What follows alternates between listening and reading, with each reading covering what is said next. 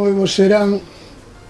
Hai unha semana, o venres pasado, en Couceiro de Santiago, recordábamos que cando presentáramos a anterior novela de Manuel Seixas apenas había móviles.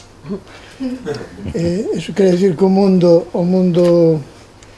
mudou dende entón, e conservamos a alegría de poder presentar unha novela como e compartir unha novela como Interferencias aquí en Vigo, aquí na librería Cartabón.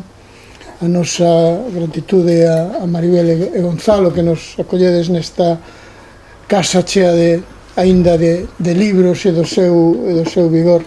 E hoxe a nosa gratitude a Estela Esteves, que será a presentadora da novela, a nosa gratitude para ela. Sabemos que é unha cousa importante como para Manuel e para min, e a verdade é que nos unen tamén moitos afectos, moito agarimo dende hai moitos anos. Eu vou a decir un par de palabras sobre Seixas e unha palabra sobre a novela. A velocidade do frío foi unha novela que tamén foi a primeira novela a que se lle puxo música probablemente da literatura galega. Recordades aquel mesmo libro, aquel mesmo disco, pois expresaban o que foi sempre Seixas, pois un artista. Eu estos días pasados repasaba na web de Manuel, que publica textos, elementos deste seu proxecto artístico. Entendo que un dos grandes narradores da incerteza, da dúbida, pero tamén como forma de coñecemento, como forma de estar no mundo, como indagación, que eso é realmente relevante en un mundo e en un tempo como que vivimos. Para Xerais foi unha sorpresa, foi tamén unha alegría, e creo que non sei se foron 2 ou 3 anos, máis ben 3, non? Os que? Os cando nos mandastes o original, moito tempo. O bo é que non calculei o tempo. Moito tempo. Eso, sabes que cada vez tardamos máis tempo en publicar os libros, e por ventura ímolos publicando, como podedes comprobar, canto menos polo número que o facemos, non?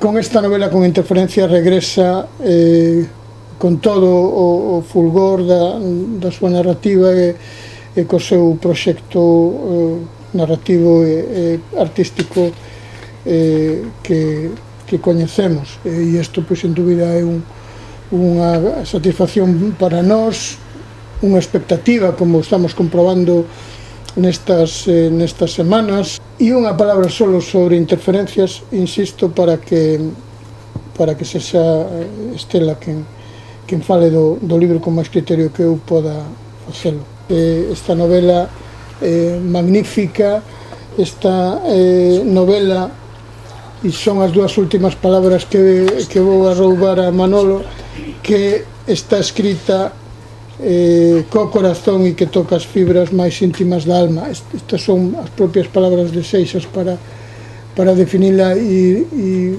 probablemente son as máis acertadas.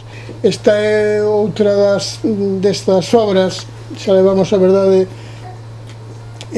tamén o expresamos cando presentamos Muros de aire, a novela de Ana Alfaya, que hoxe nos acompaña, e que é a novela que saiu con Interferencias.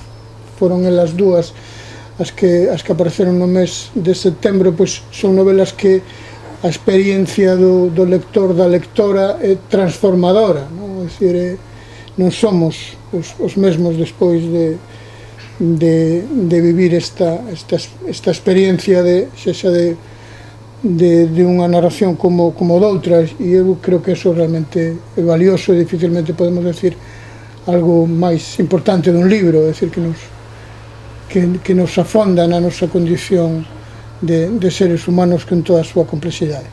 Moitas gracias.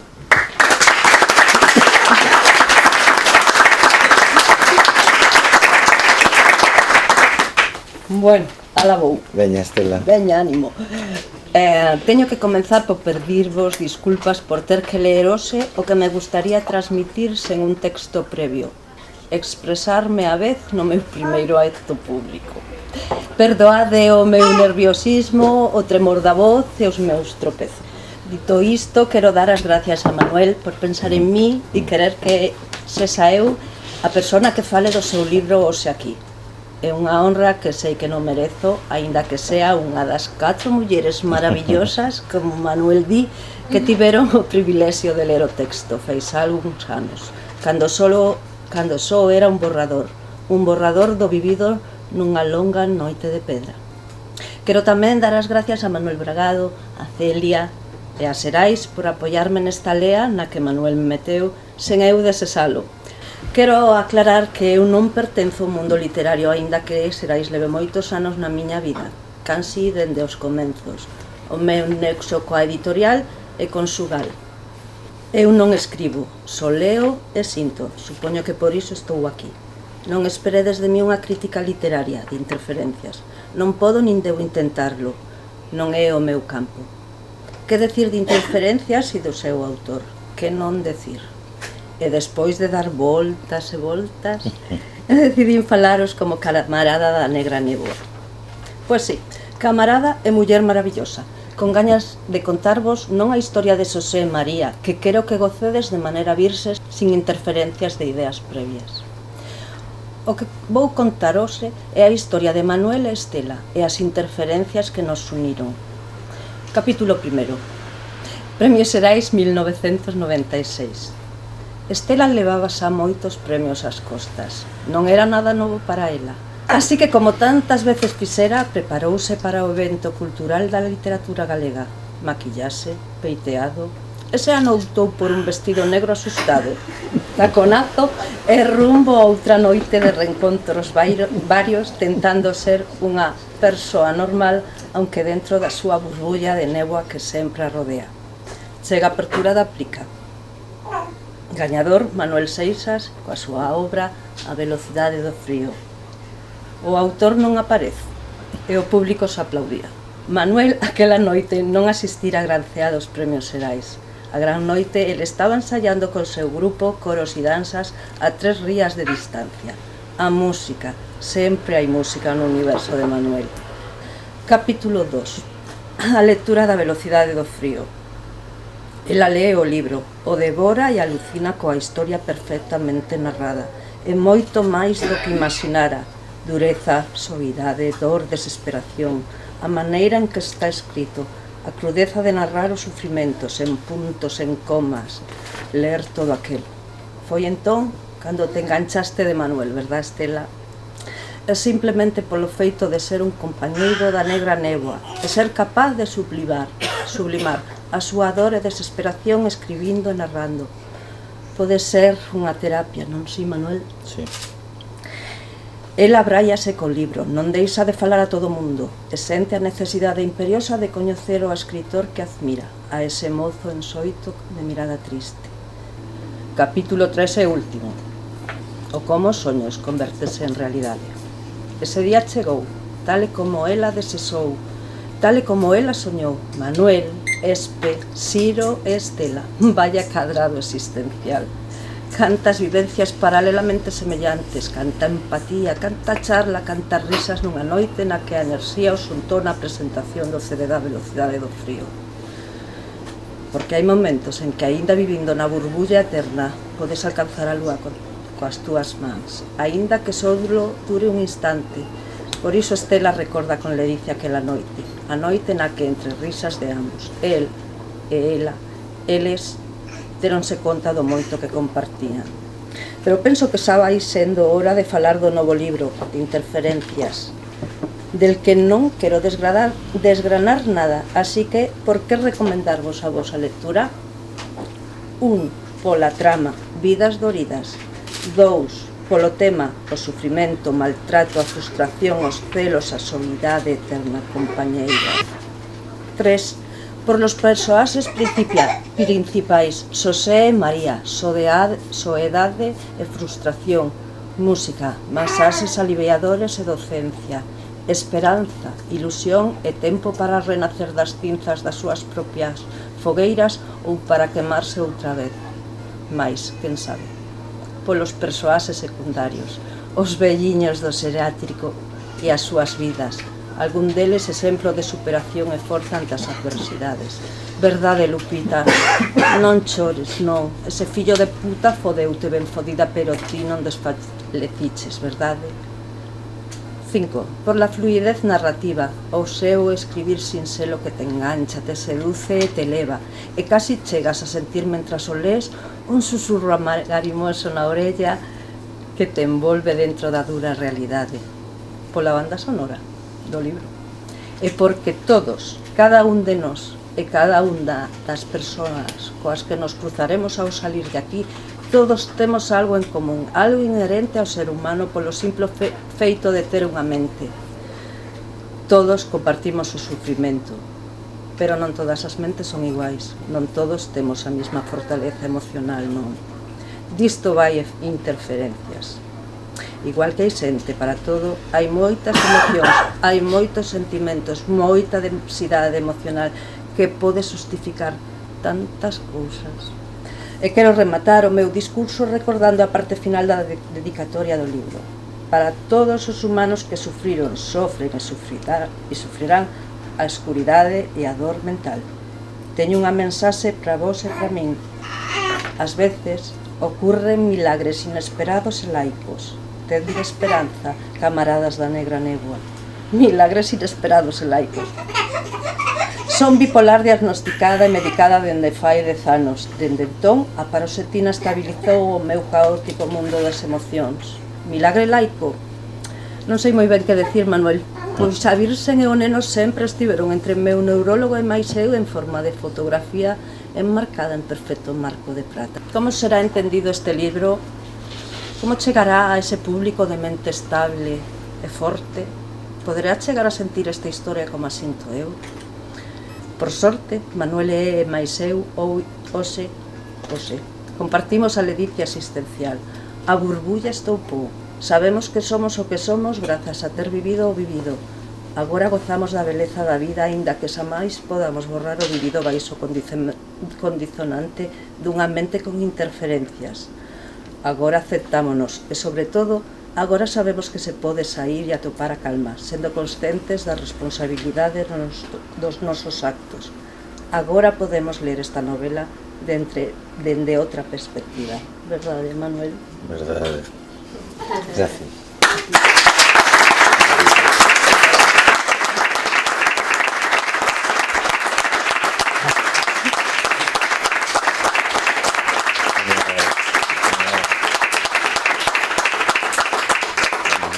Boas noites a todos e grazas a todos e todos por acompañarme, por estar hoxe aquí, acompañándome, a miña idea acompañándonos, non? Como dicía Manolo.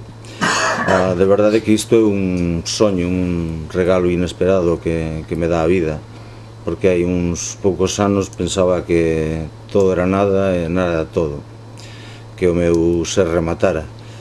Non agardaba estas bolas extras, estes extrabonus polos que loitábamos cando éramos rapaces, como se non houbera un mañá.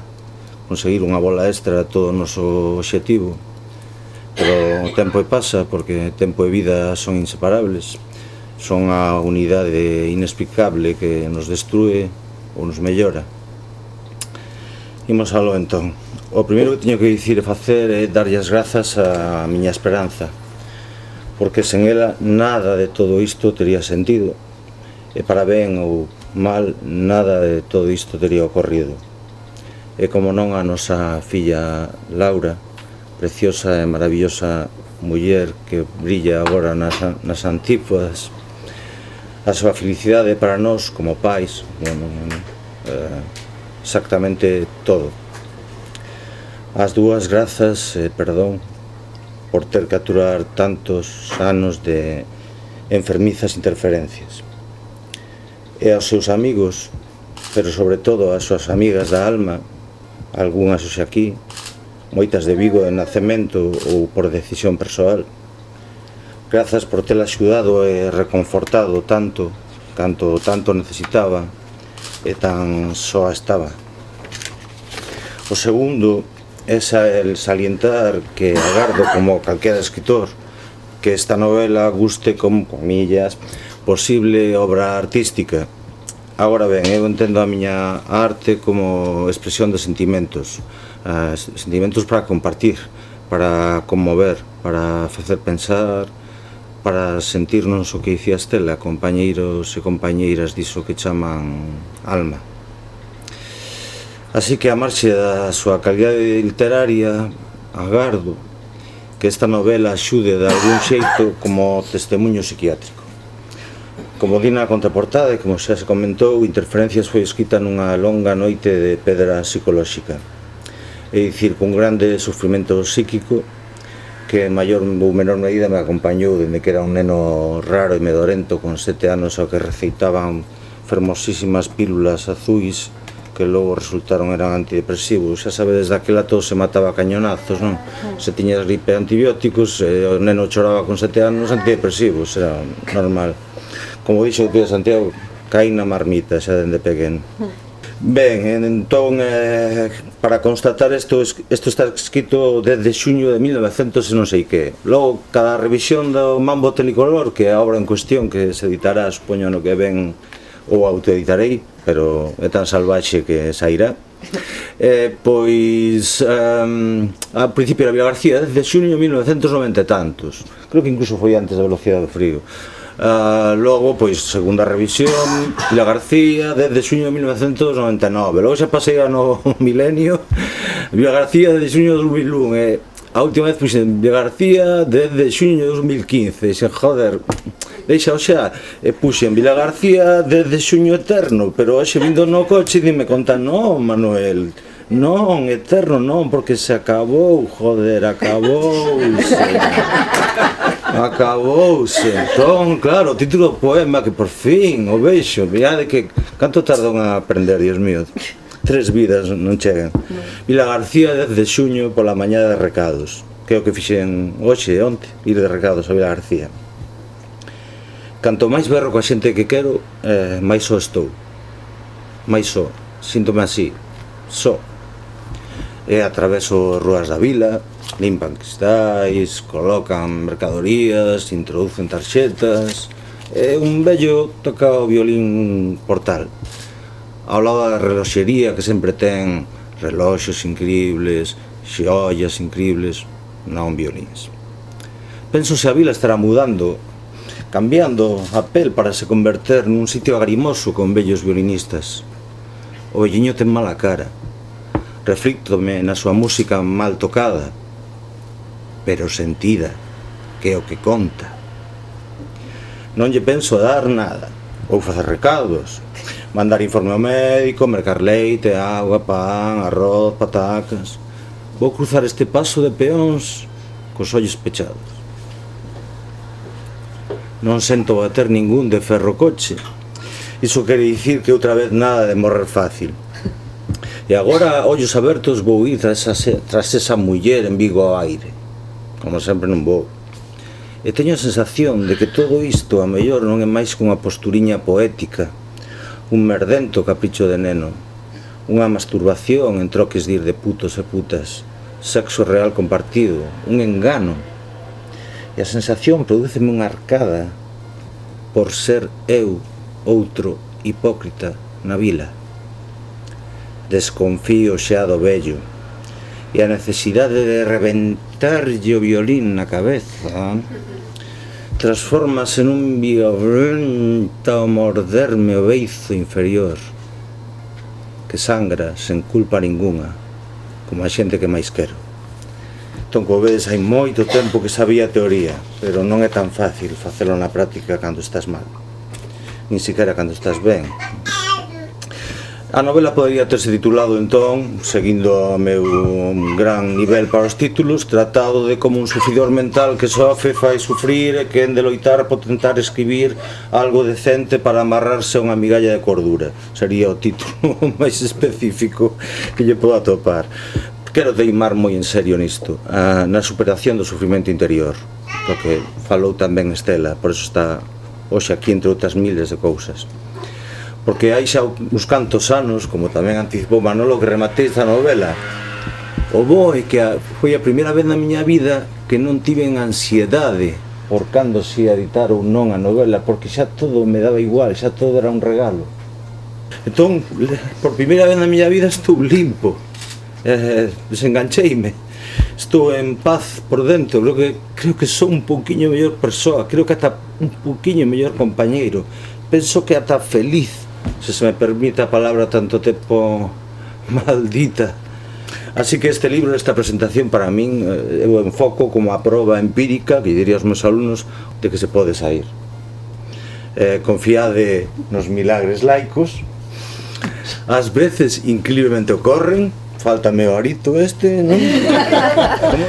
O terceiro, darlle as grazas a esas 4 alucinantes mulleres, e cada vez teño máis razóns para dicir que son 4 maravillosas e alucinantes mulleres, porque 3 delas xa estiveron comigo, Chus na illa nun segundo plano, e no vídeo tamén quixo estar na penumbra, Estela, co que sei que significa para ela estar hoxe aquí.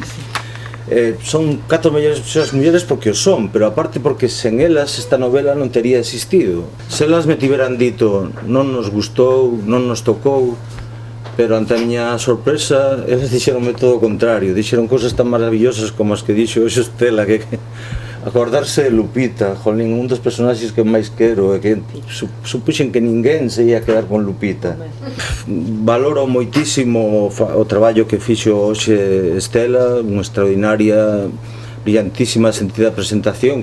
Ti e Siro sodes 2 interferencias que quedan gravadas no espírito, e poden pasar anos e anos e non vernos, pero aquela comprensión, a amizade, aquela chispa perdura intacta, verdade, Antonio, como con Antonio, poden pasar 1000 anos e ser os 2 aí fosilizados, pero só o que nos facemos aí co dedo fosilizado, ainda estou aquí, non sei, velo aquí, co que compartimos, foi tan máxica aquela noite, é tan máxico ti, todo o que fais, todo o que veo despois.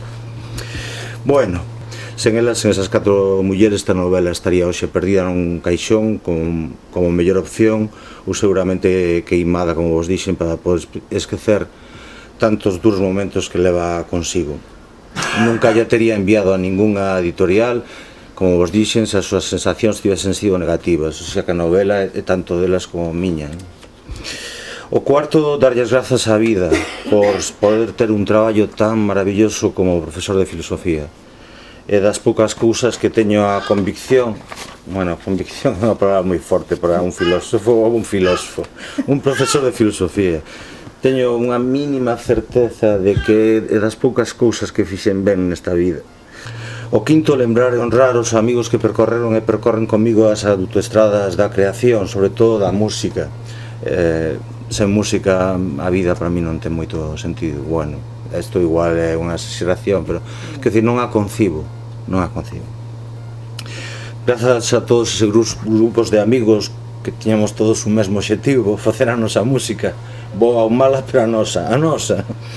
Os adolescentes do Olme, La Vieja Táctica, Moluscos Depurados, Hipercerdos, MC2, Dios mío, canta loucura. E por suposto os intemporais Coros e Danzas, e a ferida pero revivida Neurovan, coa que agora nos expresamos con Verde Esperanza. Grazas Nico, Xurxo, Vítor, Borja, Santi, Alex, Pablo. Son moi afortunado, como vedes, somos moi afortunados por ternos podido mesturar con xente tan preciosa, tan maravillosa, con estas xoiñas, con estas interferencias máxicas. E non me podo esquecer de 2 compañeros de viaxe que xa non están físicamente, pero están con nós sempre camiñando. César Morais e Roberto Camba. Persoas únicas, sensibles, grandes músicos, para min xenios. O sexto, darlle grazas eternas a Manolo Bragado e a Xerais. Non sei como teño tanta sorte, non é unha posturiña poética, como dicía antes, a verdade é que tiña nulas esperanzas de que Xerais apostara por esta novela, pero, bueno, hai tempo xa, como dixo Manolo, que lle enviei a edición definitiva, digamos, a versión definitiva de Interferencias, con a expectativa de que sempre amable me dixera gracias, pero é imposible, tal. Moitos libros, non se pode editar moito ao ano, pero, bueno, saiu, como dixen, rabudo, teimudo, empeñouse, home. Eu non ia dicir que non. Que non, mil grazas a todos Xerais. O sétimo agradecerlle esta cidade, a Vigo, todo o que me dou, que foi tantísimo. En especial grazas a un curruncho desta cidade que hoxe tiven que ver por Interferencia, que Bouzas, que me deu o que a fin foi todo na miña vida. Ela, sempre ela. Que ela. Como vedes, coincidimos no el, sempre el, ela, sempre ela. Bueno, foi un guiño que quise hacerle. Foi un guiño. Bueno, oxalá sexas moi feliz, miña viguesa. E agora o menos importante, que non é só unha coña, é moi importante porque está aí, de verdade, Interferencias. Que podo dicir da novela? Non vou soltar moito rollo, vale? O primeiro, eu pensei que era triste, ainda que hai algún lectora que me está dicindo que ten máis carga de esperanza do que esperaba. Toda esa carga de esperanza é basicamente grazas a ela unha vez máis, vale? É a historia de María e Xosé. Así como en Bailarina, a miña obra anterior que falou Manolo, había un personaxe que se chamaba Eva, e claro, a crítica literaria pois xa foi que ben traído por Manuel Seixas o personaxe de Eva coa a metáfora da primeira muller da historia, todo eso fora unha puñeteira casualidade. Puxen Eva como aí podía ter posto Maruxa ou Luisa. Esas interferencias, entendedes que a arte tan relativa, tan subxectiva, tan... Eso, un pequeno texto de 3 liñas podes sacar 100.000 ensinanzas e de unha novela de 500 folios non sacas nada, non? Depende de cada un. Bueno, pois todo este rollo viña que esta vez sí que María e Xosé son a propósito, vale? Esta vez, que os saiba a todo Dios, María e Xosé está feito a propósito. O que quería é que facer unha sagrada familia, pero humana, vale? Que como a case todas non teñen case que nada de sagrado. Bueno, como comprenderedes, despois do éxito que vai ter esta novela, xa estou pensando en Interferencias 2, despois da Apocalipsis, con fillo que será Xosé, digo, Xesús, perdón, non me sei a Biblia ben, María, Xosé, Xesús será o personaxe, vale? Bueno, farei unha saga Señor dos Anillos ou Millennium, vale, como dixen en Santiago, para forrarme todo isto. Broma, claro, é imposible. É imposible de forrarme, o da saga te de cuidado, de feito, hoxe houve outra maravillosa Interferencias. Pois imos ver este documental de Tolkien, joder. De verdade. Co que alucinei eu co libro de Tolkien cando era rapaz. Cada noite era máxica para min lendo Tolkien. E ver que é tan autobiográfico, pero moito máis que a miña novela. Moito máis que a miña novela. Todo está dedicado á súa gran ninfa, á súa muller. E logo, outra cousa máxica, sabes a quen lle pasaba el as súas obras para saber se as podía publicar ou non? A seus fillos e a seu mellor amigo. Sí, señor. Sí, señor, iso é unha puñeteira interferencia. Gracias, tío. Sí, claro que sí.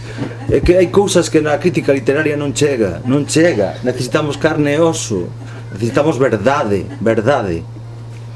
Preguntaronme outro día na TVG, Cisco, que riquiño, que quería expresar co título, que dime en bolas, claro.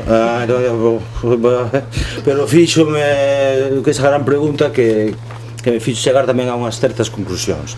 Por suposto que Interferencias non quere quedar simplemente no sentido físico das que falan na novela. Interferencias pretende ser a nosa existencia.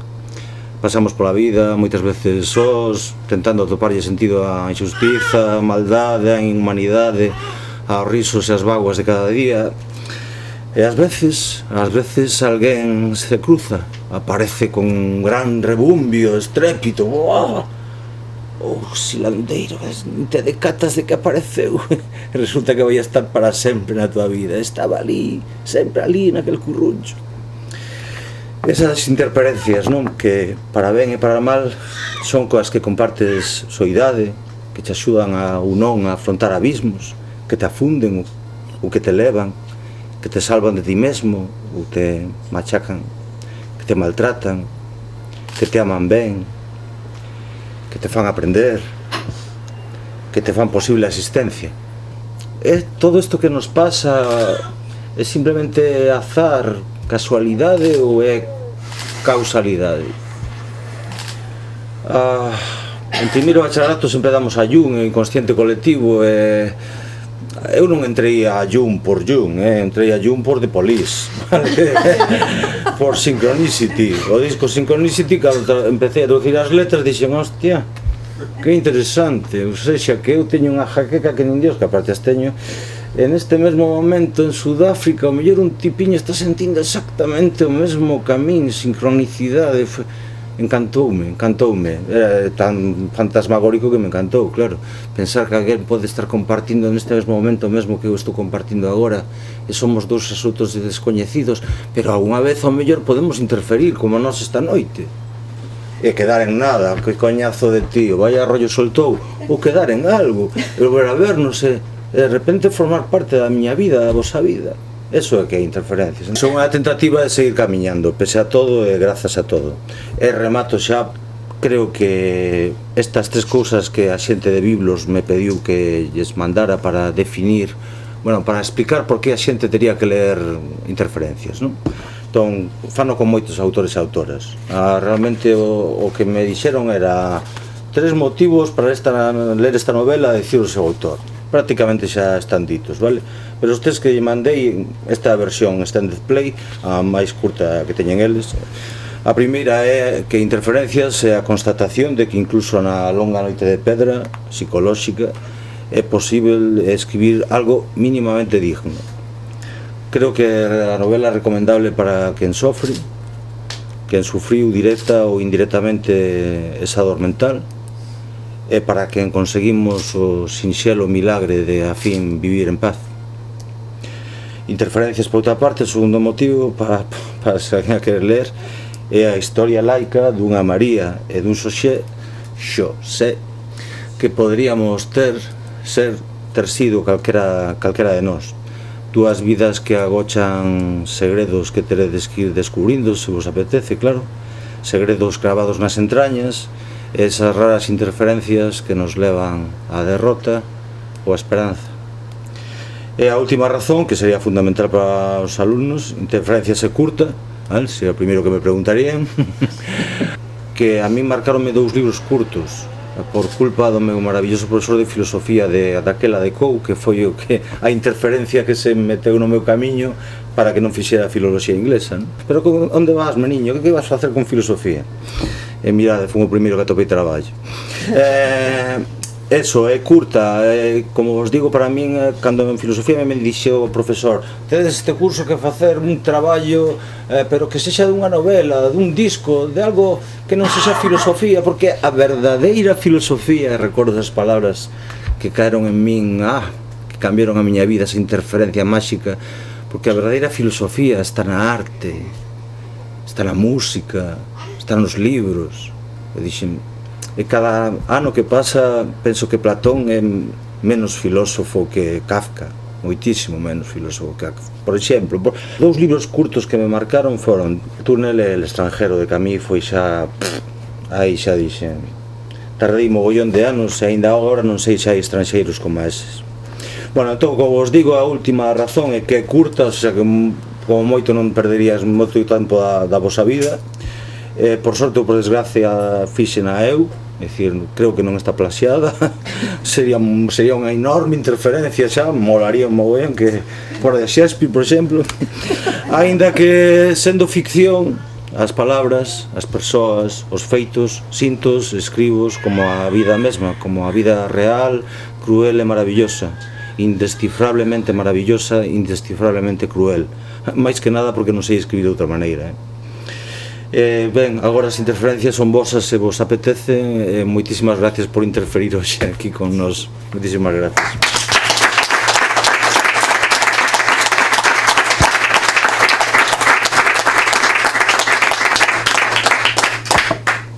Gracias.